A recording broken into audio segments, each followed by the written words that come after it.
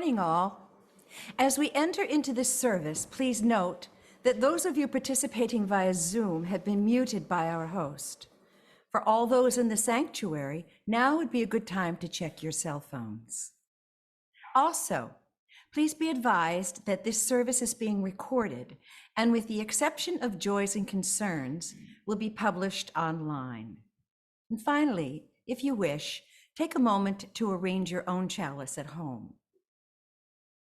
Reverend Kerry will strike the bell.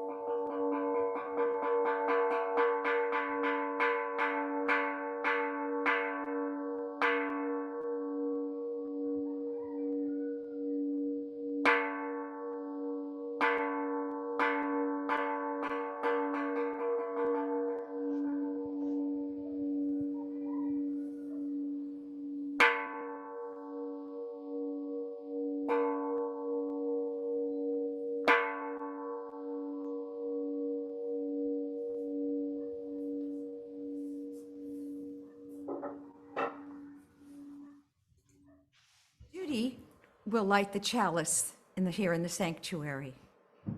I invite you to light your own chalice and place it where it can be seen by all of us.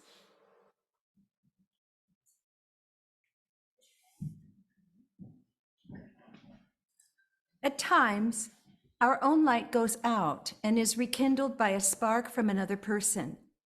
Each of us has cause to think with deep gratitude of those who have lit the flame within us and the community.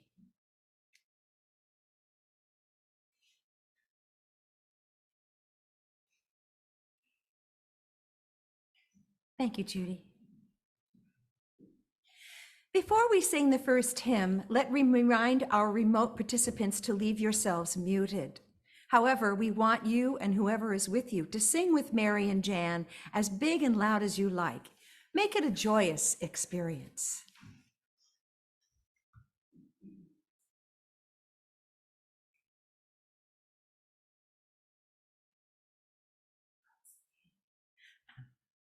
Please stand if you are able and sing the opening hymn, number 86, Blessed Spirit of My Life.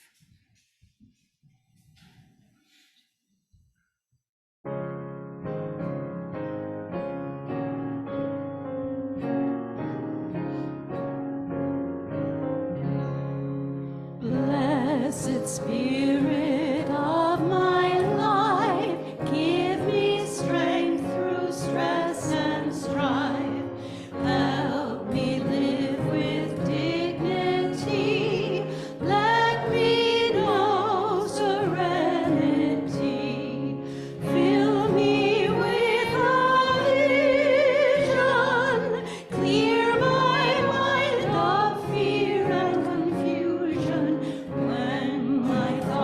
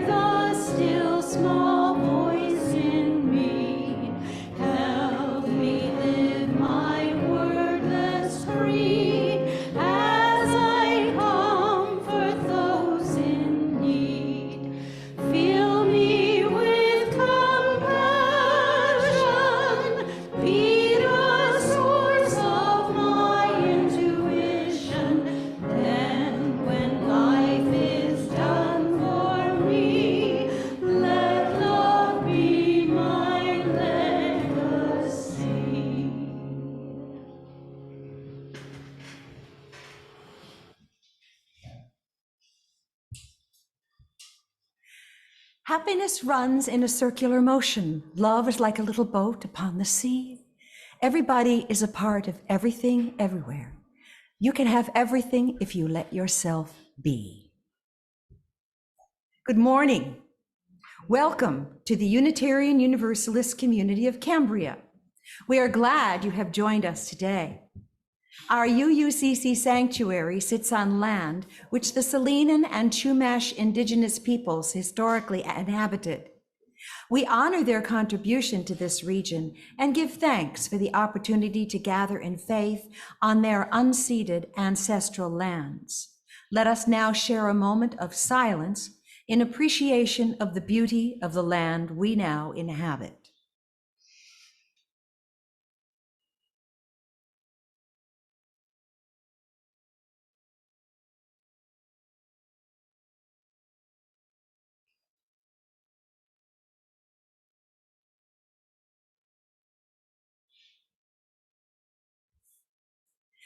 As Unitarian Universalists, we celebrate religious diversity and welcome all who journey in search of faith and spirituality. The UUCC is a lay-led congregation run by the democratic process. We invite speakers from different religious traditions and spiritual or scientific backgrounds to speak at our pulpit. We encourage presentations covering a variety of topics and areas of interest that connect with the UU7 principles. Today's service centers around the third principle. We affirm and promote acceptance of one another and encouragement to spiritual growth in our congregations. Spiritual growth isn't about a vertical ascent to heaven, but about growth in every dimension at once. It's spirituality in the 3D. Growth in spirit doesn't measure one's proximity to a God above, but rather the spaciousness of one's own soul, its volume, its capacity, its size. We need souls that can take in the world in all its complexity and diversity and still maintain our integrity. And we need souls that can love and be in relationship with all this complexity. Instead of fight or flight, we need a spiritual posture of embrace. My name is Mary Ann Anderson, and I am your worship associate for this morning's service. I would like to extend a special welcome to anyone joining us for the first time. We're glad you have joined us today. If you are not on the mailing list, please visit the UUCC website at www.uuccambria.org so that we can keep you informed about all our activities. And please check out What's Happening, a weekly e-blast sent to all members and friends. This is a great way to keep up to date with our latest news. If you wish to see this or any other past Zoom services, the recordings can be found on the UUCC website and on Facebook. The membership committee invites non-members to consider joining the UUCC. Please contact Diane or a person on the board if you're interested. Thank you. So again, good morning and welcome to everyone.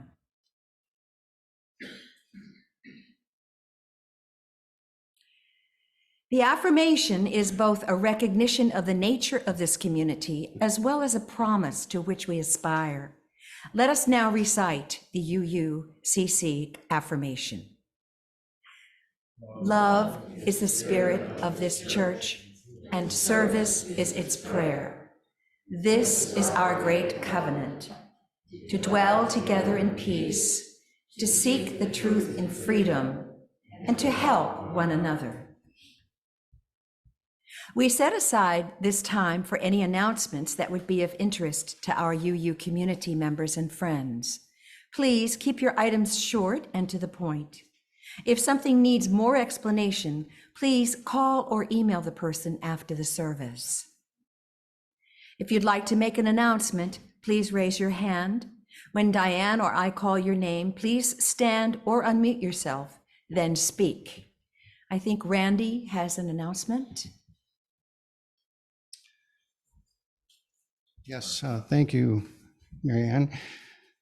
Two announcements. The first one is that this afternoon at 3 o'clock at the Atascadero Bible College Church, just off of Traffic Way, 101 Freeway, the Atascadero Community Band will be performing a concert celebrating celebrations, and I'll be conducting.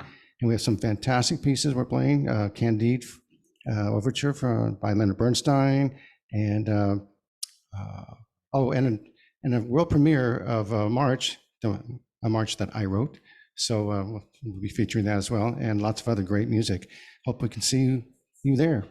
And the second announcement is that typically we would be having a worship committee meeting tomorrow afternoon, but due to circumstances, good ones actually, we are going to postpone the meeting till following Monday at 4 o'clock on the 31st of October. And we're postponing because of a special event that's taking place in New York, I believe, that involves Andy Fagan. Okay, those are my announcements. Is there anyone else in the sanctuary? Janet, do you want to come up?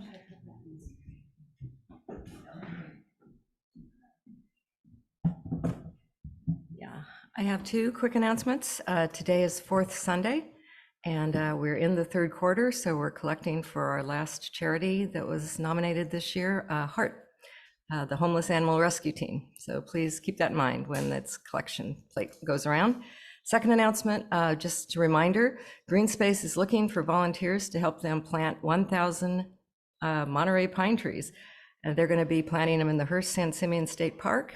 And the event happens November 5th and 6th between 9 to 3 p.m.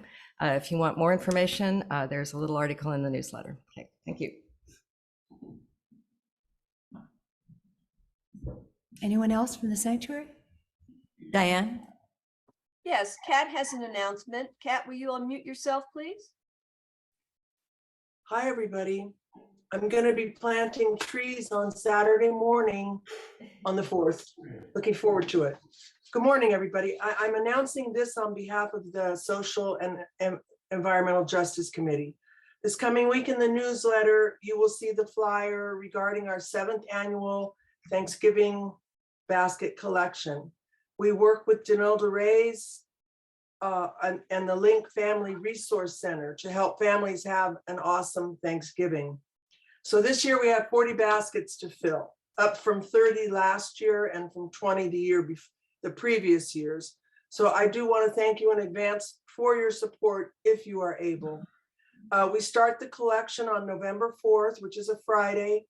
All the instructions are in the newsletter. We're accepting checks if you don't want to shop. And if you have any questions, feel free to contact me or Rebecca. Thank you so much. Thank you, Kat. All right, Marianne, I think that's all the announcements for today. Thank you. Next week, Nancy Tolan will present Lessons from a Tortoise. I believe now Randy has some messages from the board.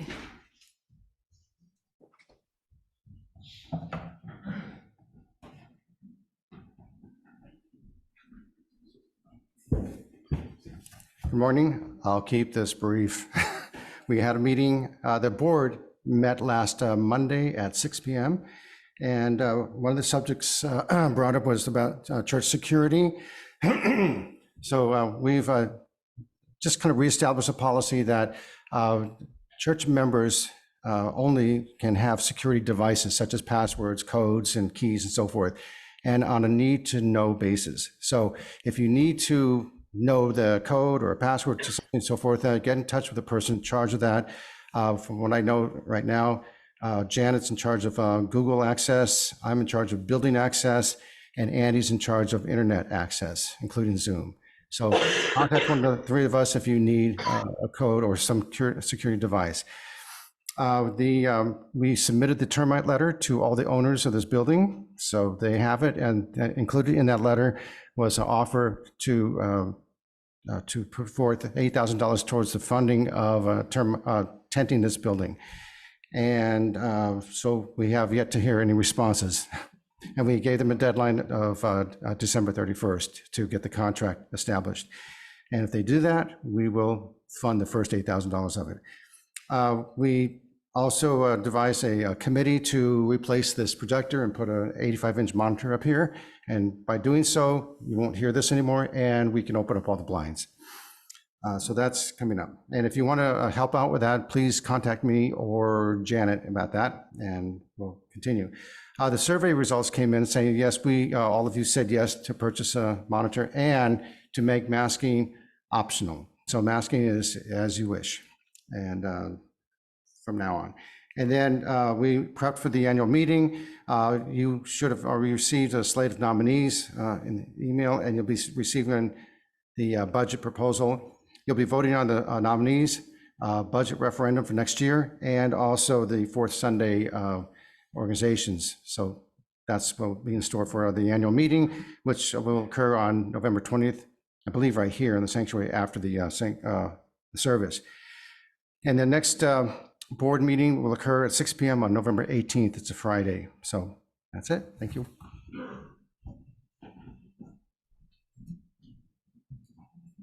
Thank you, Randy. Sharing together some of our personal and significant joys and concerns brings us closer as a faith community. We invite you to share the milestones that are deeply felt as a part of your personal life. Express a gratitude, or perhaps offer an acknowledgement, but please be mindful and considerate of all who come to worship with us this morning. The collective flames of these candles embody all the joys and concerns which may have gone unspoken today, but are also deeply felt in this community.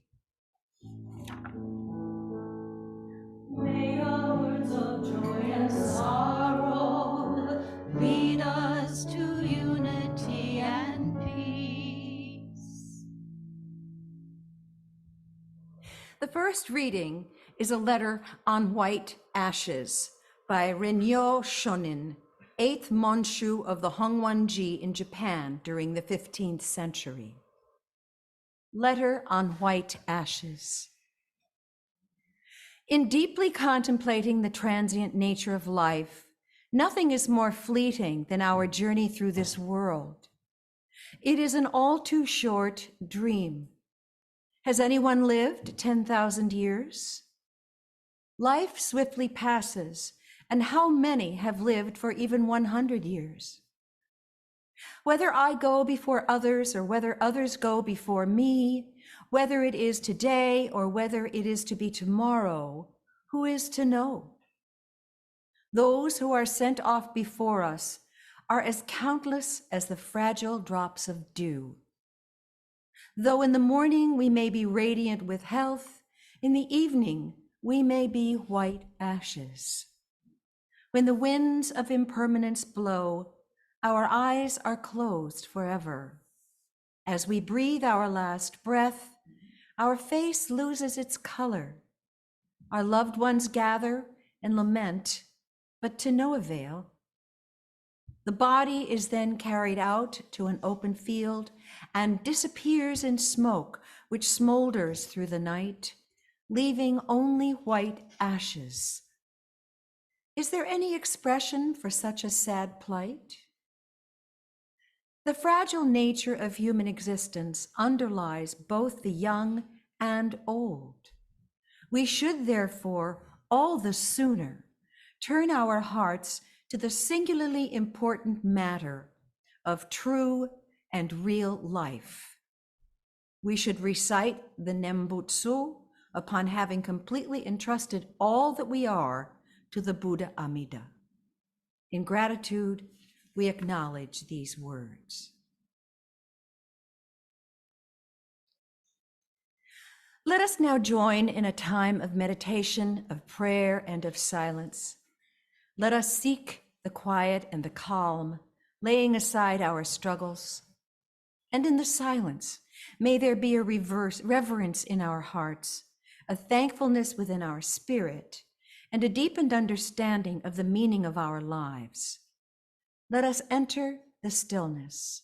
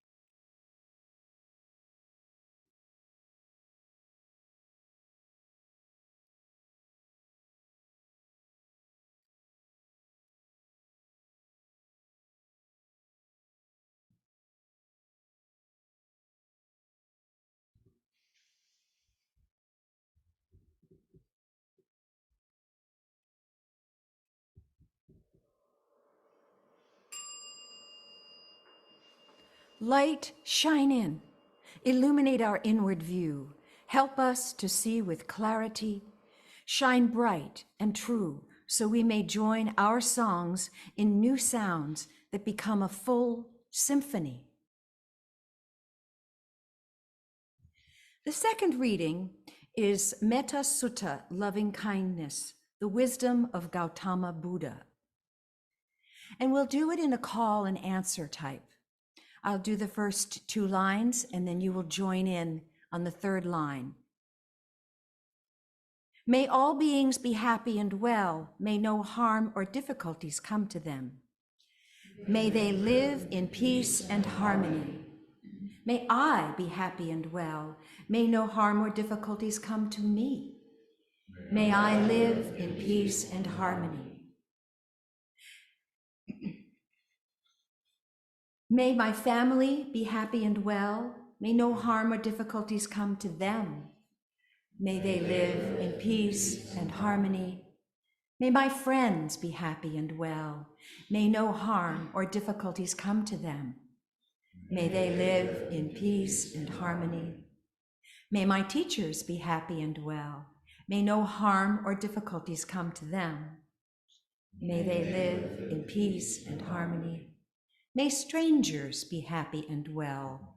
May no harm or difficulties come to them. May they live in peace and harmony. May my enemies be happy and well. May no harm or difficulties come to them. May they live in peace and harmony. May all beings be happy and well. May no harm or difficulties come to them.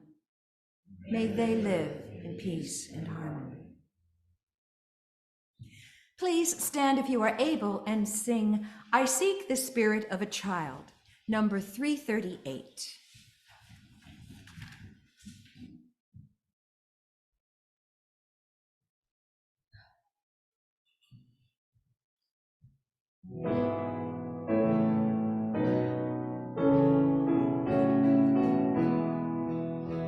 I seek the spirit of the child who meets life naturally, the child who sings the world alive and greets the morning sun with glee.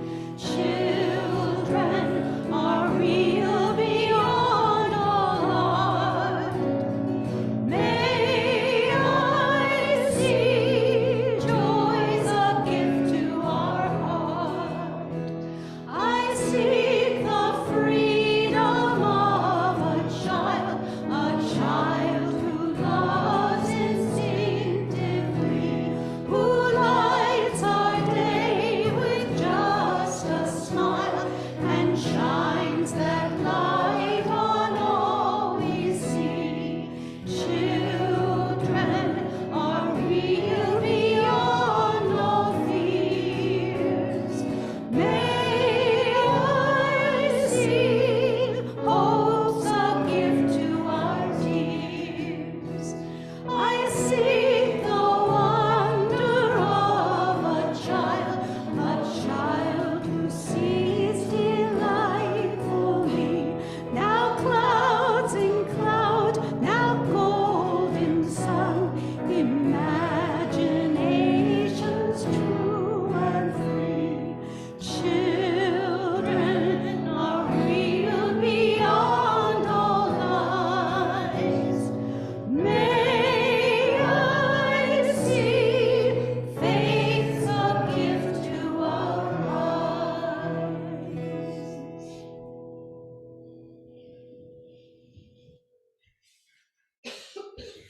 Today's sermon is titled Relativity of Happiness, Buddhist Perspectives, to be delivered by Reverend Kerry Kiyohara. Kerry Kiyohara is the resident minister of Makawao Buddhist Temple on the island of Maui, serving Honpa Hongwanji Mission of Hawaii. Kerry was ordained as a priest of Jodo Shinshu Hongwanji Ha in 2016, then graduated from Chuo Bukyu Gakuin Seminary in Kyoto, was a certified teacher, and assigned as a Kaikyoshi missionary in Hawaii in 2018. Kerry previously worked as CEO, COO, CMO, consultant, and copywriter in Los Angeles, Tokyo, Beijing, Shanghai, and Honolulu. Kerry graduated with a BA and MBA degrees from the University of Southern California and speaks English, Japanese, basic Spanish, and survival Chinese, but is mystified by Dakain Pidgin, Hawaii Creole English. Reverend Kerry. Aloha, aloha kako, aloha for everyone. Oops, let me go over here. So mahalo, thank you for the opportunity to share the Dharma, the teachings of Buddhism with you this morning. I'd like to spend a few moments to talk story, as we say here in Hawaii, about happiness from a Buddhist perspective.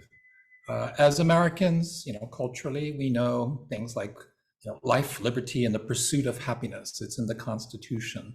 It's one of our constitutional rights. We know things in popular music like "Don't worry, be happy," and of course, sorry, change slide. Got too many things going on one computer here. Hang on. There we go. So that slide changed. That's good. So what is happiness, right? What is happiness? I think Linus and Snoopy got it right. Happiness is a warm blanket, Charlie Brown. Okay, end of sermon. Everybody have a great day. Bye. If only it were so easy.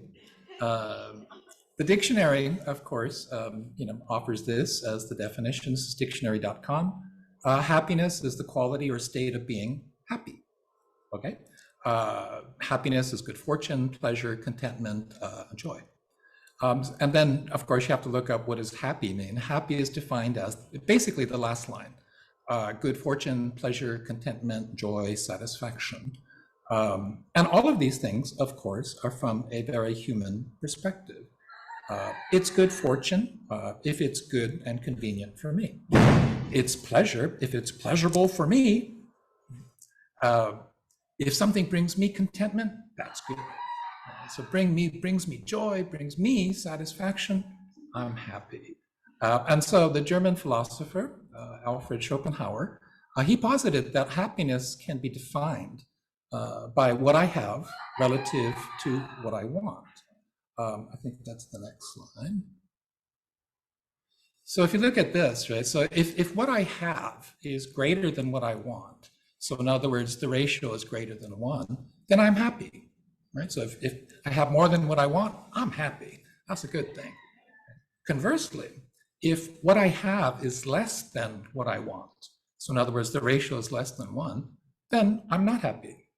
So in many ways, this model describes the relativity of happiness we observe in our own lives and in the lives of others. In this sense, Schopenhauer's model is actually quite insightful, and generally speaking, rings true. People would agree that, yeah, that sounds right. And yet, our human nature is such that our all too human, ego-centered view of happiness very often leads to unhappiness, discontent, and dissatisfaction. So the American dream, I have everything I need, but I want more. I want more. That's the American dream. Now, the American nightmare, right, is I have everything I want, but I'm still not happy. In the sense that maybe I'm not actively unhappy, but there's some kind of sense of not quite everything I wanted. It's a little disappointing, a little, isn't there more? Is this it? Is this? How many times in your life have you asked yourself, is this it? Or said to yourself, this is as good as it's going to get. And then that disappears. And then something good also happens again, et cetera, et cetera, et cetera. Now, I worked in advertising for more than 20 years. So the advertising agency's guy's dream is when the consumer says, I want everything that everyone else has. I want everything that everybody else has. We start comparing ourselves to others. And for an advertising agency guy, that's the dream come true. So as consumers, as you know, we're constantly conditioned to want more. The killer lines in advertising are things like new and improved. Now that'll sell pretty much anything. New and improved. Oops, sorry, I'm not on camera here. New and improved. Yeah. One that you see quite recently is don't miss out. Don't miss out. Everybody's doing this. Don't miss out. Or the slightly kind of passive aggressive, criticism. Oh, you're still using that old thing? I've got, let me show you my super cool phone. It's an iPhone 11. You're still using that old thing? It's not an iPhone 14 Pro Max, which is like won't fit in my pocket. Now, as Americans, it's all about keeping up with the Joneses. I actually was trying to looking up that phrase. I'm not sure where it comes from, but I'm guessing, the 50s or 60s or so. Well, you think about that though, right? So having gone into massive debt, 35-year mortgage or whatever it is now. And, we go into massive debt, we move into a new house, and immediately we start comparing ourselves with our new neighbors. Oh, we got to keep up with the Joneses. So again, the American dream, the advertising guy's dream. So despite living in the wealthiest nation in the world, many Americans will report, a vague sense perhaps of dissatisfaction, discontent, unhappiness. Now, obviously, if you're homeless, you have other issues beyond satisfaction, contentment, and happiness. So there is pain and suffering out there. But for a lot of Americans, we actually have pretty much everything we thought we wanted. And yet there's this vague sense of, is this it? Is this it? Doesn't it get any better than this? Many Americans report that they suffer from stress. And we constantly seek ways to alleviate stress. It's Miller time. Alcohol is a good one. Sex. Hey, sex is the ultimate stress management thing. Food, eat more food. Ethical drugs. This new drug will cure all of your problems. But if your brain starts melting, leaking out of your ears, see your doctor. If you develop cancer, see your doctor. Your brain might fall out of your head, see your doctor. Ethical drugs, right? Or illegal drugs. Oh yeah, dude. It's funny, it's actually my generation, our generation, that has gone away from alcohol as the stress reliever and moved to cannabis, which I find hilarious, because in high school, you could get arrested and your life would be over if you're like smoking a joint in the baseball field. Don't do it. But all these things, right? So the legalization of medical cannabis and then the legalization of recreational cannabis, it's the fastest growing stress reliever there is. It is a multi-billion-dollar category in America alone. It's really quite amazing. So stress, I'm so stressed out. Let's what do you call this? Binge watch Netflix. But you could turn your brain off, right? It's like, hey, next 8 hours, hey, okay, I wonder what's going on. Oh, the season ended. What's going to happen next season? Clever marketing guy saying, we got you. So what is the Buddhist perspective on this situation? Now, how many of you have heard Buddhism described as the Buddha taught life is suffering? The Buddha. The Buddha never said that, by the way. But this is one, actually, it's one of the first translations of this next word, which I'm going to introduce, which is this one, dukkha, and dukkha happens. So what the Buddha really taught was life comes with dukkha. Dukkha happens. So what is dukkha? If you get the joke, then it's kind of, you understand what dukkha is. Life is dukkha. So life is stress. Life is stressful. Life comes with stress. So this actually the Buddha did say, birth is stressful, aging is stressful. So if you replace stress with dukkha, right? So birth is dukkha. Birth is stressful, aging is dukkha, aging is stressful. Death is stressful. Sorrow, lamentation, pain, distress, despair are stressful. Association with the unbeloved is stressful. Separation from the loved is stressful. Not getting what is wanted is stressful, right? In short, the 5 clinging aggregates are stressful. The 5 clinging aggregates, the 5 aggregates are a Buddhist conception of how we perceive the world. And because we're stuck on these things, it creates suffering. It creates suffering. So if the first one is form. So if you get stuck on the idea, I will always be 27, and I look in the mirror and go, hey, who's that old guy? If you're stuck on form, that my previous young form, obviously I start worrying about it and say, hey, how come my hair's getting kind of gray here? And you start using products that the advertising guy sells. Remember, left hand's on camera. So new and improved, make you look younger. So life is dukkha. So life comes with stress, comes with discontent. It comes with unhappiness. At the same time, right, life does come with joy and happiness, all these things, but we tend to cling to them. We tend to get attached to these things. So, that makes Buddhism sound like a pessimistic religion, right? So when you start thinking about dukkha, it is actually a very fascinating word in Sanskrit because it means all these things: suffering, pain, so mental pain, physical pain, psychological pain, disappointment, dissatisfaction, discontent, unhappiness, stress, anxiety. You have to be with someone you don't like, right? Or you have to be away from the person you love. Death is the ultimate separation, right? You lose your loved one, and it's everything is changed. From a Buddhist perspective, we would say that Buddhism is realistic, as opposed to being pessimistic. So, the Buddha's observation that birth is stressful. If you're a woman and you have given birth, I think you could probably give a pretty good testimony to that. So all of these things that come with human existence, we find stressful. So it'd be more accurate to say the Buddha taught life comes with dukkha. Life comes with, disappointment, discontent, dissatisfaction. But at the same time, it also comes with the reverse of those things. So born human, we experience the truth of human existence. So we're born, our mind and body begins to age and decay immediately. We get sick, we get a disease of some sort, an illness. Inevitably, we reach the end of life. And in between birth and death, we experience joy and sorrow, love and hate, and pleasure and pain. So returning to Schopenhauer's model, the Buddhist perspective would be, right, what I, in quotes, what I have, right? So these are my ego desires fulfilled, relative to what I, my ego, wants. So these are ego desires fulfilled.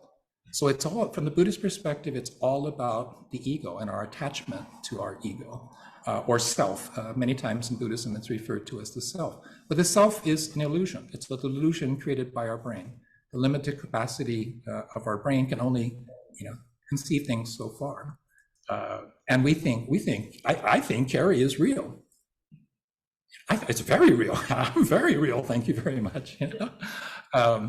But I think of it this way, right? So it's like what I have, what I want, that's my happiness. So in advertising, we seek to understand the needs, wants, and desires of the consumer. So needs are the basic things we need to survive, right? Air, water, food, shelter, community. Wants appeals to more basic human nature, right? I want more. Having acquired, air, water, food, shelter, I want a better shelter. I want better food. I want better water. pH balance, alkaline water or whatever the healthy stuff is nowadays. Now desires are much more subtle manifestations of our ego. So if you think, again, remember the Buddhist fundamental teaching, as human beings, we're just completely convinced it's about me, it's about my ego. So the ego desire to be superior to others, to feel that I am above others, is very subtle, and yet it's very pervasive in human psychology. So I want more than the other guy, so that I'll be recognized as more successful, more attractive, more powerful, more influential, whatever it may be. I'm more spiritual. I meditate for 45 minutes a day. You should too. The ego desire to feel superior, to be perceived as superior to others. This is actually the foundation of all advertising, which indeed aims to create desire, right? Ego-centered desires in the consumer, even if we're not aware of it. right? I mean, one of the tricky bits of advertising is to create desire for something that you didn't know existed. And that's why you have these big, huge launch campaigns that no matter where you look, you're going to see the new product launch. And hopefully it's targeted correctly and you go, yeah, I'll buy that. So what is the Buddhist perspective, in this context? So Buddhism, or more precisely certain paths in Buddhism, aim to make what I have and what I want zero. So think about this, right? Give up everything you have, shave your head, give up your hair, right? Become a monk, renounce this world, you have no material possessions. Give up everything you want, right? Including sex, drugs, and rock and roll. I know I show my age by using that as the metaphor, but indeed, that's monastic life, right? I mean, celibacy, no intoxicants like booze or weed, no indulging in the pleasures of the senses, physical, psychological, mental, but also rock and roll in the sense that you're not supposed to be having fun as a monk. It's pretty hardcore stuff.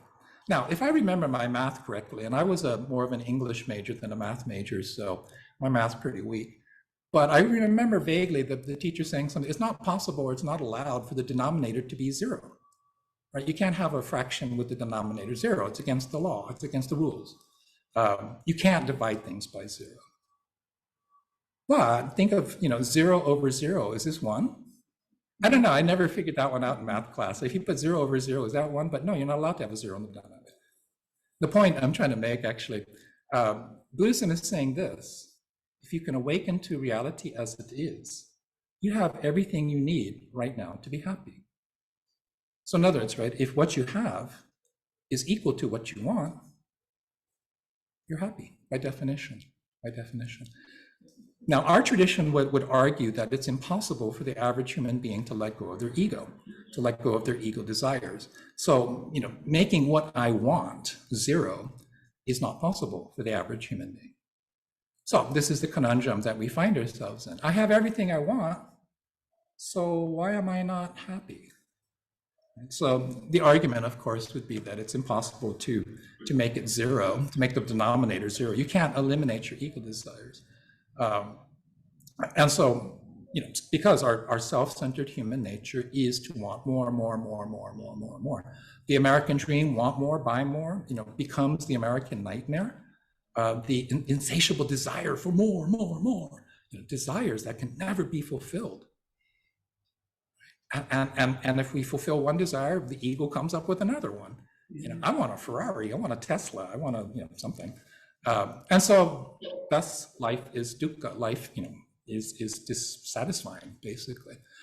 We're doomed to exist in this state of constantly wanting more than we have. And thus, by Schopenhauer's model, we're not happy. So the question becomes, is happiness absolute or is happiness relative? Oops, so it's this one, I think. Sorry, my slides are slightly out of order. This should be this one here. So religion, of course, promises absolute happiness, whether this refers to going to heaven, eternal life. In our tradition, going forward, after when you die, you go forth to birth in the pure land of Amida Buddha. You instantaneously become Buddha and you come back to this world in oneness with Amida to guide others to find their way to birth in the pure land. Or more traditional forms, you meditate, you focus, you become a monk. This is the spiritual growth path leading to awakening as a Buddha. But for the rest of us, just ordinary, utterly human, unexceptional people, what to do? Raise your hand if you want to shave your head and become a monk today. You just have to give up your house and your car and all the money and your 401k and all that kind of stuff. Yeah, maybe not, Kerry. I'm not sure about that. In the Honganji tradition of Jodo Shinshu Buddhism, which we belong to, we're part of the Mahayana stream of Buddhism, and Mahayana tends to look at happiness this way. If you can forget your individual happiness, that's happiness defined in Buddhism. If the issue of your happiness ceases to be an issue, that is happiness defined in Buddhism. This is Reverend Dr. Nobuo Haneda's quote. So in Mahayana tradition of Buddhism, the bodhisattva is the ideal. A bodhisattva is a being who is ready to become Buddha, has done everything needed to become Buddha, but delays awakening, delays becoming a Buddha until all other beings become Buddha. All other beings can escape from this endless cycle of birth and death. Put in simple terms, I won't become Buddha until everyone is Buddha. This is the bodhisattva ideal. So in other words, bodhisattva is when you truly care about the happiness of others more than your own happiness. It becomes other focused happiness. And I think we can all agree that's a pretty tough, proposition. Why? Because born human, our default worldview is it's about me, me first, me, me. And it's really hard to get over that. As adults, we learn to modulate it a bit and maybe cover it up. But in the end, we're all competing with each other because I want to feel superior to everybody else. That's why I get to wear the robes and stuff. So don't I look good wearing these? Yeah, I look in the mirror and kind of go, yeah, you look pretty good, dude. So the goal of Buddhism, just to put it, very simply, is not to be happy, right? But to truly live this unrepeatable life as if it's not about me. Jodo Shinshu Buddhism, we don't have a practice per se. We don't meditate like the Zen practitioners. We don't create the Buddha realms, the realm of the Buddha through chanting or drawing mandalas or esoteric rites and rituals. The Honganji tradition in Hawaii is really centered around three things, which should be this slide. The power of sharing, and the power of saying mahalo, the power of saying thank you, expressing gratitude, and the power of sangha. Sangha means, the slide says the power of community. Sangha is the temple community, the Buddhist community. It would be like the community you have in Cambria. And there's power in that. So the power of sharing is easy, right? It's easy to understand that if you can share whatever you have, you will come to want less. So if you share what you have, you're going to want less, right? If you live your life, it's about me, then you share nothing. You hold on to everything you have. If you live life as it's not about me, then you share everything. So the power of saying mahalo, the power of saying thank you. In our tradition, we emphasize that the expression of gratitude, saying gratitude, saying thank you, is much more important than feeling gratitude. I am grateful. I am grateful. Good things happen to me. I am grateful. So being grateful is kind of like if I fulfill all my ego needs, I'm grateful because life is good. It's when life is not convenient, when life doesn't go according to plan, can you still say thank you? So you're going to be seeing a lot, and you're going to be hearing a lot about gratitude in the coming months. Gratitude is going to be the next mindfulness, the next meditation, the next big thing for the nonprofit, spiritual, but not religious space. There's a lot of good ideas, and there's going to be a lot of medical research, that's coming out, that's being published now, and it's more on the way, that says, gratitude has positive effects on physical, emotional, psychological health and well-being. So if you want to be happy, be grateful. That's going to be the Facebook poster you're going to be. Be grateful. Have you ever noticed that things that sort of sound like Buddhism are always in a command form of the language? Be grateful. Let it go. Be happy. Part of it's the linguistic construction of the American English language, but I think it shows you something. But you will notice one thing, right? It's really easy to be grateful when you get what you want. It's easy to tell others, be grateful, when you have more than they do. Right? It's easy, right, to preach to others, I practice gratitude, you should too. You obviously need it, I'm superior to you. Gratitude is very me. It's egocentric by definition. But expression of gratitude, saying thank you. It doesn't have to be in words. You can say it with your eyes, with your face, etc. or just by doing things for people. But the expression of gratitude, by definition, is other-centered. It's not me-centered, it's other-centered. In other words, it's not about me. It's not about me. So I often offer up when I do visitation to our preschool, I like to play games with the kids. And I tell them a story, which maybe I'll share at a later date. The kids who say thank you too much, and it's a children's story. And quite literally, the kids just say thank you too much and everything works out great. And then I ask the kids, hey, can you help sensei out by, you have to say mahalo, you have to say thank you 10 times a day for 10 days. At the end of 10 days, you would have said thank you 100 times. And they're like, oh, okay, sensei.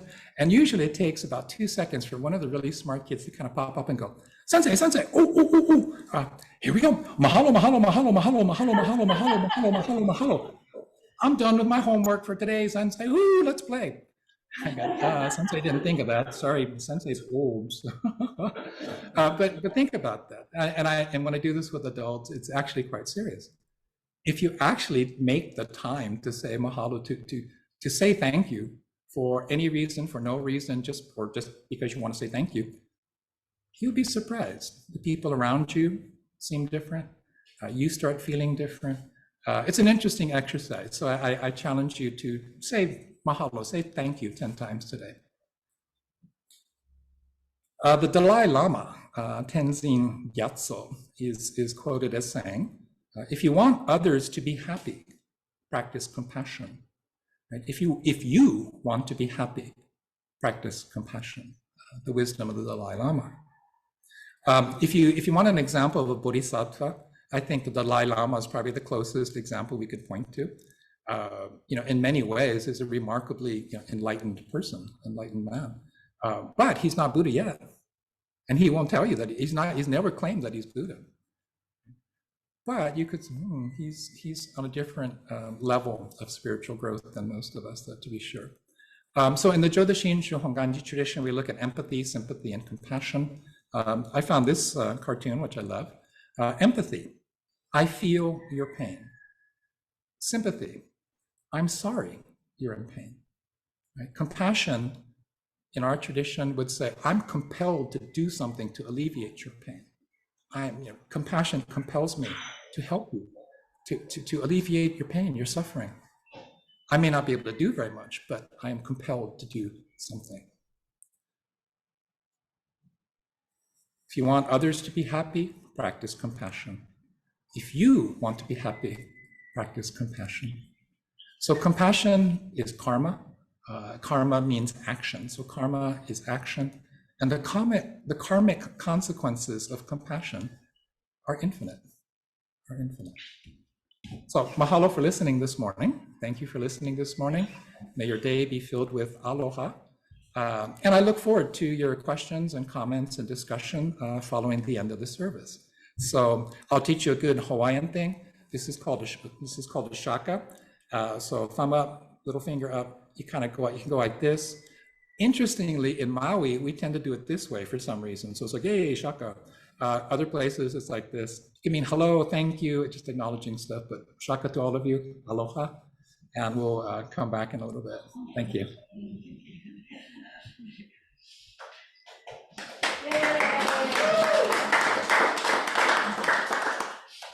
Mahalo inui loa, Reverend Kerry. The morning offering will now be given and received. Please remember we are a self-sustaining congregation and provide all financial resources for our many ministries. We recognize the spiritual value of generosity and invite you to participate. If you are viewing this service remotely, please use one of the methods shown on the screen. Thank you.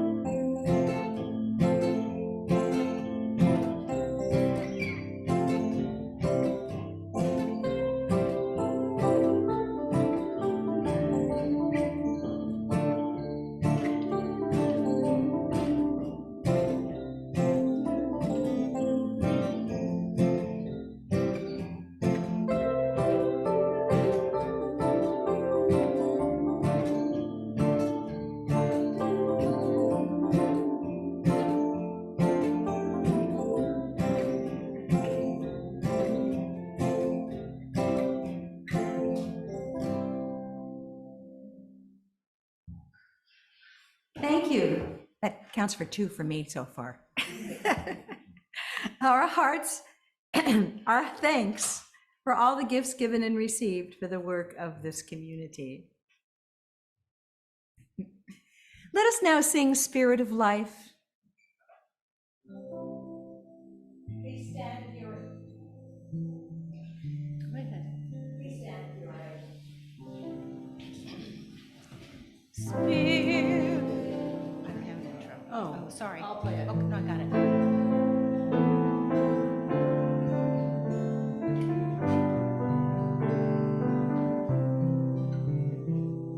Spirit of life, come unto me. Sing in my heart all the stirrings of compassion.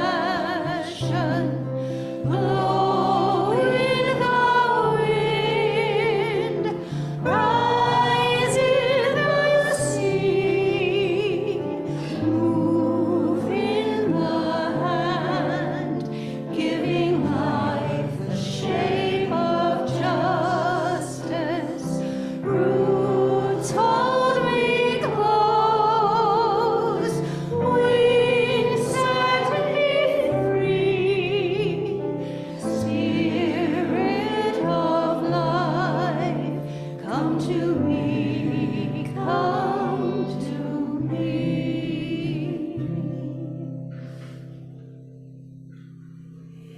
And please stay standing if you're able and sing the closing hymn. May nothing evil cross this door, number 1.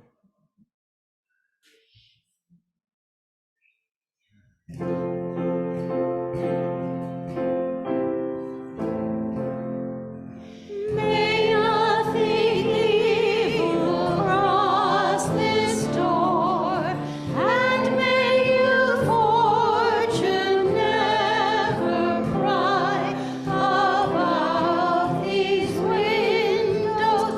May the roar and rain go by. By faith made strong, the rafters will withstand the battering of the storm. This earth, though the world grow chill, will keep you warm. Peace shall walk softly through these rooms, touching our lips with holy wine, till every casual corner blooms into a shrine. With laughter drowns the raucous shout, and though these sheltering walls are thin, may they be strong to keep me out and hold love in.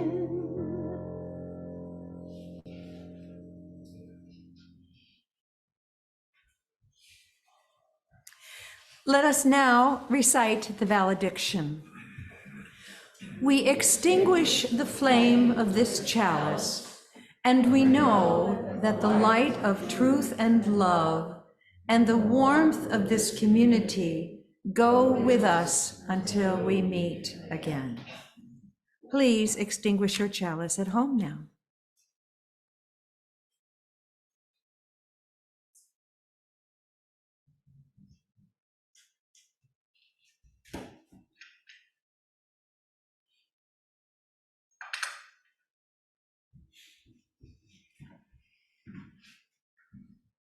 After the benediction, we encourage you to stay for questions and comments. Diana or I will call on you when you raise your hand.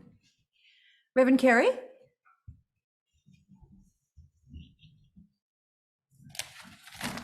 Shall we all gather in a circle? You want to? Thank you. You might even be able to reach Mary Ann. Mary Ann. Oh, you don't? You can come down here. Yeah. We can do it. We can do it. For no reason. Okay. No, I don't think we have to. Because he says the lights go. That is confusing. A virtual. We're getting bigger. Yes. Okay, but. Oh, it's almost like a. Well, that's okay. Oh. Okay, let it come. We're ready. Okay. Please join me in a Buddhist aspiration.